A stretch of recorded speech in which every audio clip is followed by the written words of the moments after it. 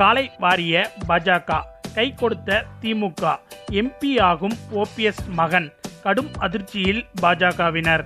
அதாவது கடந்த 2019ஆம் ஆண்டு நடைபெற்ற நாடாளுமன்ற தேர்தலில் தேனி தொகுதியில் போட்டியிட்டு வெற்றி பெற்ற ஓபிஎஸ் மகன் ரவீந்திரநாத் இந்த முறை அதே தொகுதியில் போட்டியிட மாட்டார் என்று கூறப்பட்டு வந்த நிலையில் இது சம்பந்தப்பட்ட கேள்விக்கு பதிலளித்த ரவீந்திரநாத், தேனி மட்டுமில்லாமல் தென் மாவட்டங்களில் உள்ள எந்த தொகுதியாக இருந்தாலும் சரி, அதில் போட்டியிட தயாராக இருக்கிறேன் என்று கூறியிருக்கிறார்.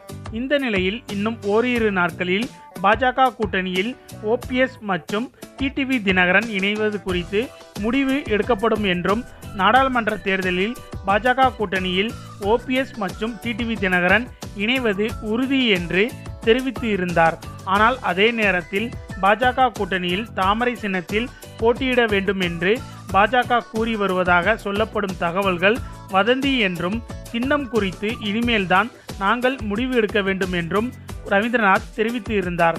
மோடி மீண்டும் பிரதமராக வேண்டும் என்கின்ற நிலைப்பாட்டில் நாங்கள் உறுதியாக இருக்கின்றோம் என்றும், பாஜக கூட்டணியில் இணைந்து அவரை நாங்கள் முழுமையாக ஆதரிக்கிறோம் என்றும், தேனி உட்பட எந்த தொகுதியில் போட்டியிட கூட்டணி கட்சிகள் முடிவெடுத்தால் அதற்கு நான் தயாராக இருக்கிறேன் என்று ஓபிஎஸ் மகன் தெரிவித்து இருந்தார்.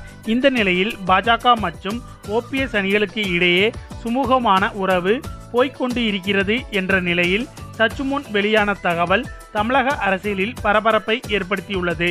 அதாவது கடந்த சில நாட்களாகவே பாஜக கூட்டணியில் இணையும் ஓபிஎஸ் மகன் உட்பட மற்ற கட்சியினரையும் தாமரை சின்னத்தில்தான் போட்டியிட வேண்டும் என்று பாஜக தலைமை நெருக்கடி கொடுத்து வருவதாக தகவல்கள் பரவி வருகிறது.